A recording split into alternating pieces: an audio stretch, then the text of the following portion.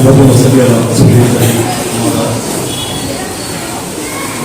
जनाब Ahmed sahab, secretary correspondent Ahmed high school, principal Ahmed high school, dear teachers and my beloved students, अस्सलाम वालेकुम व रहमतुल्लाहि व बरकातहू।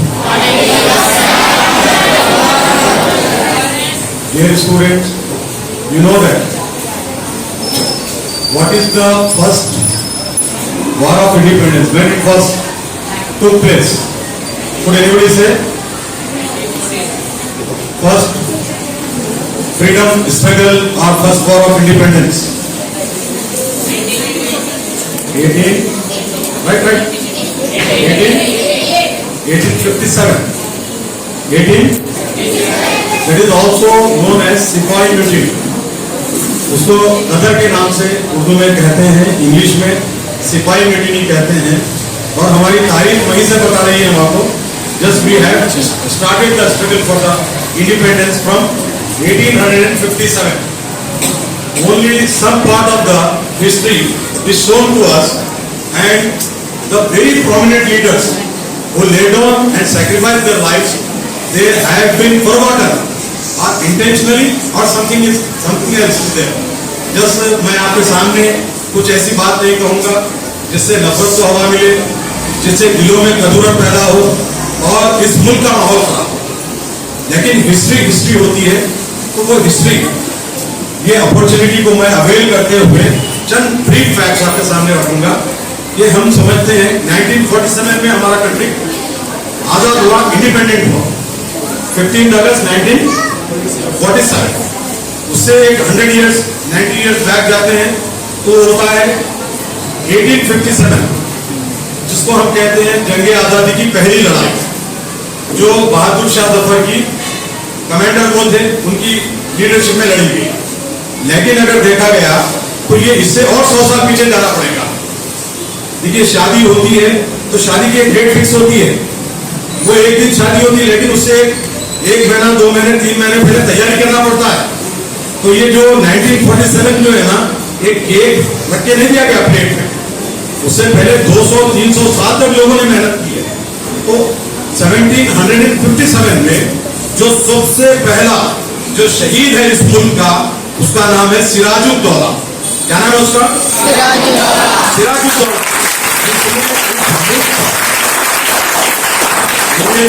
नापाक कदम को बर्दाश्त नहीं किया उसने, और सबसे पहले ये था बंगाल का नवाब था ये, और 1757 में इसने अंग्रेजों से लड़ते हुए, जिसको हम कहते हैं बैटल ऑफ प्लासी के नाम से, आप देखेंगे सोशल के टीचर्स हैं, बैटल ऑफ प्लासी हम हिस्ट्री में पढ़ते हैं लेकिन उसको रिपीट नहीं करते, इसलिए मरा था, इसलिए उसने जान कुर्बान की।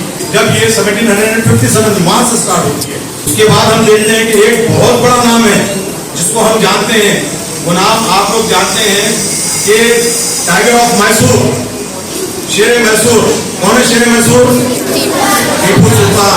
टीपू सुल्तान 1799 में श्रीरंगापट्टनम में अपनी जान को कुर्बान करते हैं इस मुल्क को अंग्रेजों की गुलामी से बचाने के लिए। ये मूवमेंट और थोड़ा सा माइलेज देता है, एक्सेलरेट होता है। 1803 में एक बहुत बड़े मजहबी घराने के आदमी शाह वलीउल्लाह मुहद्दिस देहलवी के बेटे शाह अब्दुल अजीज मुहद्दिस देहलवी रहमतुल्लाह अलैह अंग्रेजों के खिलाफ एक फतवा देते हैं।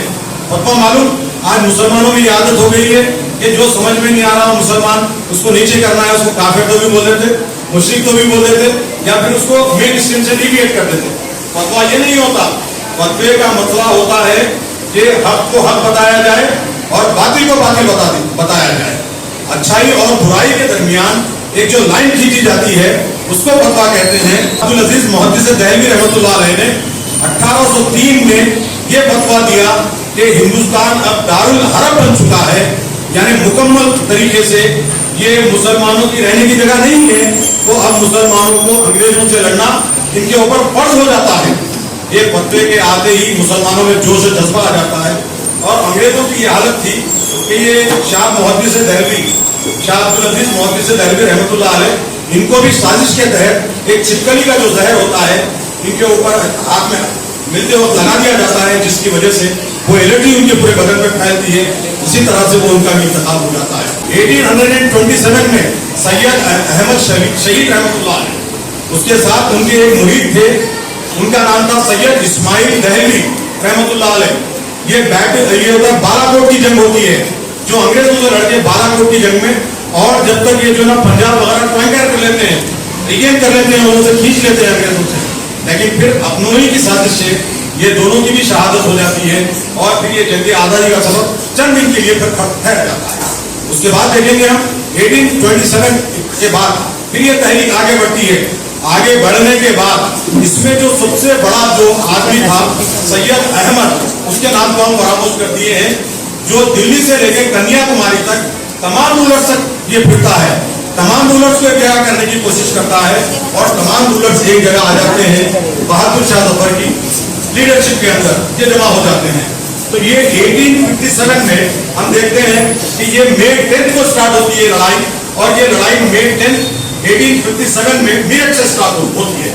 मीरठ में जब बगावत होती है और जिन लोगों को मारा गया उसमें 85 लोग थे, उसके अंदर 45 मुसलमान थे, 45 मुसलमान थे। तो हम ये देखते जाएंगे 1857 के बाद जब ये लड़ाई हुई, मीरठ से स्टार्ट हुई, दिल्ली तक पहुंची, और दिल्ली में हम ये बादशाह की जो उम्र थी, he was nearly 80 years old at that time। Bahadur Shah Zafar last Mughal king, जो आखिरी मुगल किंग था, तो ये एज में जब जा रहा था तो अब इसमें अपनी तलवार निकाली और अंग्रेजों के खिलाफ ये कमर बस्ता हो गया और मैदान जंग में आ गया। लेकिन यहाँ पे जो सफों के जो गद्दार होते हैं ना, कश्ती बाहर के पानी से नहीं डूबती कभी भी। कश्ती जो होता है समंदर की सतह पर चलती है, on the surface it is selling, और बहुत स्मूथली सेल करती है। बाहर का पानी कब अंदर आता है, जब कश्ती के अंदर सुराग डाल दिया जाता है। तो ये जितनी भी ये कोशिशें थी, ये जितनी भी जद्दोजहद थी, ये स्ट्रगल था, ये अपनों की गद्दारी से इसको नुकसान पहुंचा। 1857 में बहादुर शाह जफर जो अजीम बादशाह था और लाल किले में जहां पे बैठ के वो लोगों की किस्मत के फैसले करता था, उसको ही वहां पे कैद करके जंजीरों में जकड़ कर उसको लाया जाता है और अंग्रेज उसकी किस्मत का फैसला करते हैं। और उसके सामने एक तश्त, उसको ट्रे कहते हैं, तश्त पेश की जाती है, उसके ऊपर एक कपड़ा हुआ होता है और वो कपड़े को हटाने के लिए कहा जाता है। तो बहादुर शाह जफर जब वो ट्रे के ऊपर से तश्त पे से कपड़े को खींचते हैं तो उनके शहजादों के सर उसके अंदर कटे हुए, एक बूढ़े बाप के सामने उसके बेटों के सर रख दिए जाते हैं काट के। तो बहादुर शाह जफर कहता है ये तैमूरी खून है, ये तैमूरी खून है और ये गुलामी को बर्दाश्त नहीं कर सकता। मेरे मुल्क के लिए तो ये बच्चों के सर कटे हैं, अगर मेरे 1000 बच्चे होते तो मेरे 1000 बच्चों के भी मैं सर कटाना। जो दिल्ली के दरवाजे से लेकर लाहौर की गेट तक उलमा को दरख्तों पे टांग दिया गया, हैंग कर दिया गया। इसको तारीख की जो किताबें हैं उसके औरात पर जो गट जमी है, एक गट को साफ करने का काम इन टीचरों का और आप बच्चों का है। लोगों को हकायत से वाकिफ करवाना इन लोगों का काम, आप लोगों का काम है। देखिए बच्चों, तकदीर जो होती है ना, ये खाली बैठ के दुआओं से नहीं होती, दुआओं से इसको हासिल नहीं किया जा सकता। तकदीर जो होती है कोशिश से बनती है। कुरान भी फरमाता है अल्लाह इंसानी इल्ला मासा, इंसान जिसकी जुस्तजू करता है उसको वही चीज मिलती है। तो हम जो जुस्तजू करेंगे, तकदीर किसका नाम है? जुस्तजू का नाम तकदीर है, हमारी कोशिश का नाम तकदीर है, हमारी काविशों का नाम तकदीर है। आज हम क्या करते हैं, बैठते हैं मस्जिदों में, मुसल्ले पे बैठ जाते हैं, तस्वीर फेरते हैं, ये चीजों से दुआओं से तकदीरें। बिल्कुल हम पूरे काम करेंगे। नबी अकरम सल्लल्लाहु अलैहि वसल्लम का उसवा हमारे सामने। जंगे बदर में आपने 313 सिपाहियों को तैयार किया, 313 को सामने लाके खड़ा कर दिया आपने, और उसके बाद आप मुसल्ले पे बैठते हैं और अल्लाह से दुआ करते हैं, अल्लाह मैंने तेरे जानिसारों को, तेरे जानबाजों को मैदान जंग में उतार दिया है, मैंने अपनी पूरी कोशिश कर ली, अब कामयाब कराना तेरा काम है, कामयाब कर दे को इस तरह से। तो जब आप काम करके, कोशिश करके, अमल करके जब दुआ करेंगे, वो दुआ मकबूल, दुआएं बगैर अमल के मकबूल नहीं होती। तो ये 1857 के बाद आप देखेंगे। फिर बाद में हम कहते हैं कि कांग्रेस ने इंडिपेंडेंस दिलाई 1885 में, इंडियन नेशनल कांग्रेस की दालमेल डाली जाती है, उसका फाउंडेशन स्टोन रखा जाता है। जब वो स्टैब्लिश होती है 1885 में, कांग्रेस क्यों बनी थी? मैं क्वेश्चन करता हूँ टीचर से भी यहाँ पे सोच रहे हैं, कांग्रेस क्यों बनी थी? Only to cooperate and assist the government to run the government to administrate. ये चीज खाली कोऑपरेट करने के लिए, बाद में इसको फ्रीडम स्ट्रगल में लाने वाले हैं मुख्तार अहमद अंसारी, हकीम अजमल खान, सैफुद्दीन कचलू, ये लोग हैं। इन्होंने कहा कि ये लोगों की जी हुजूरी करना छोड़ दो और इस मुल्क को आजाद कराना है। और 1919 में हम देखते हैं मोहम्मद अली जौहर, शौकत अली, ये दोनों बहुत ही बड़े लोग, बड़े अजीब लोग हैं।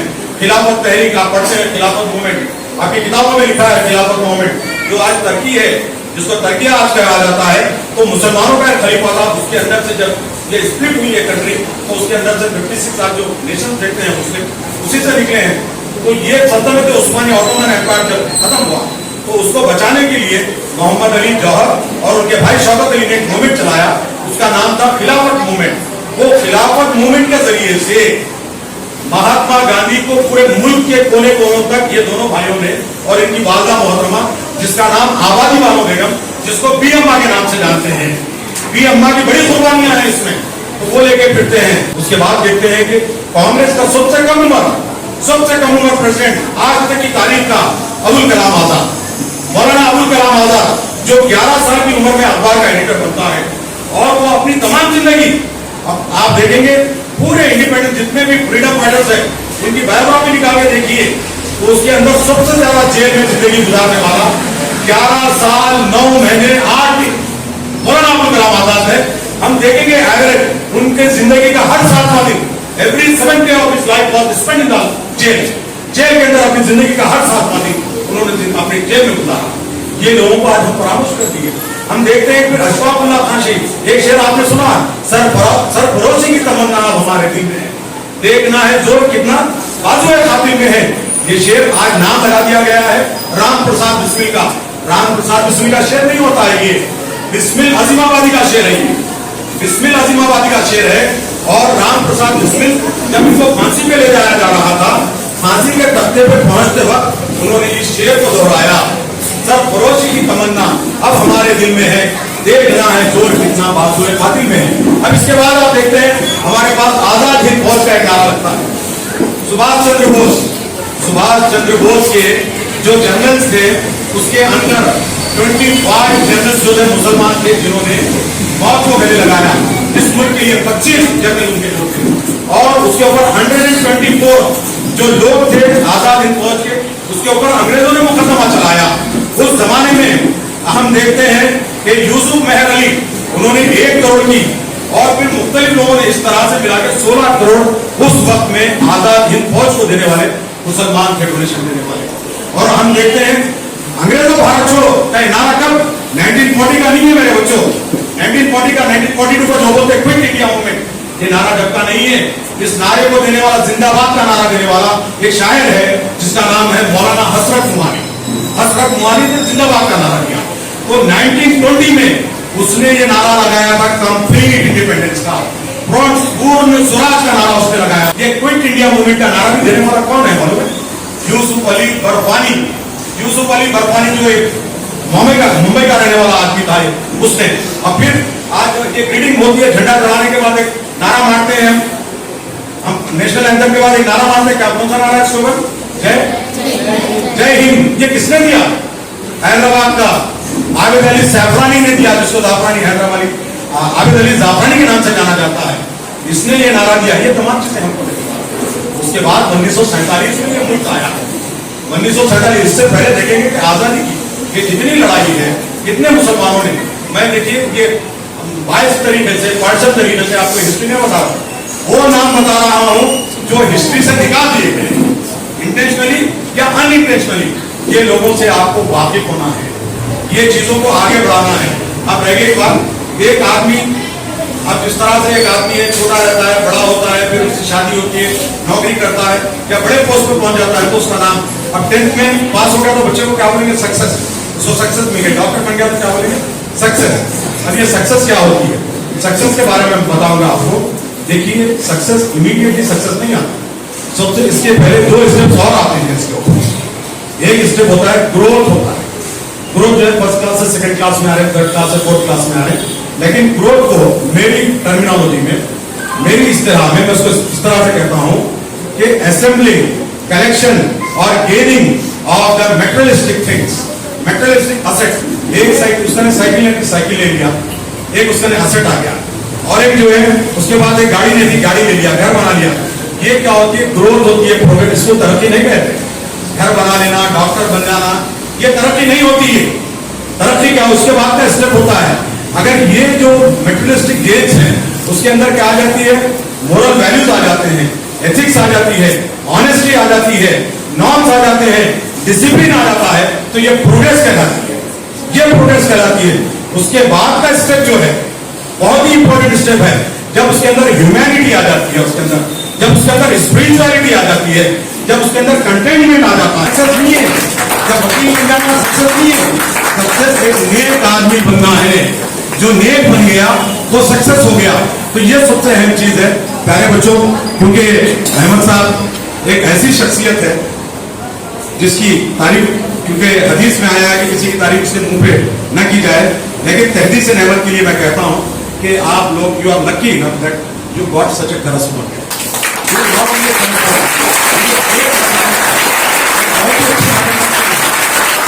ग्रेट एजुकेशन एकेडमिशियन है, एक और बेहतरीन स्कूल मैनेजर है। ये तमाम चीजें मैं समझता हूं कि यहाँ पे एक दो लोग होते हैं खाली। स्कूल तो बहुत सारे लोग चला रहे हैं, यहाँ पे मैं समझता हूँ हार्डली 2 लोग पाए जाते हैं। उनमें से ये एक जो है ना आपके पास है। ये ऐसे जो है ना, ये भी अल्लाह का अल्लाह की नेमत है। अच्छे लोग मदद के लिए मिल जाना, अच्छे लोग रहबरी के लिए मिल जाना, अच्छे लोग गाइड करने के लिए, मेंटरशिप के लिए मिल जाना, ये अल्लाह की नेमत है। बहुत सारे लोगों को नहीं मिलते हैं। ये आपके जो है ना एनर्जीज को, आपके पोटेंशियल्स को न सिर्फ एक्सप्लोर करते हैं बल्कि चैनलाइज भी करते हैं। ये तमाम चीजें ये जानते हैं। आपके उस्ताद के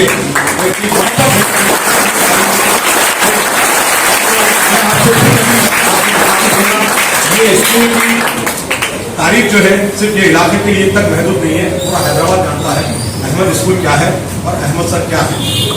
मेरी तारीफ से, तारीफ उनकी होती है जो छोटे लोगों को चला के बनाए। ये जो तारीफ का मोहताज नहीं है, ये तारीफ का मोहताज है, तारीफ का मोहताज है। इनका नाम लेने से मेरे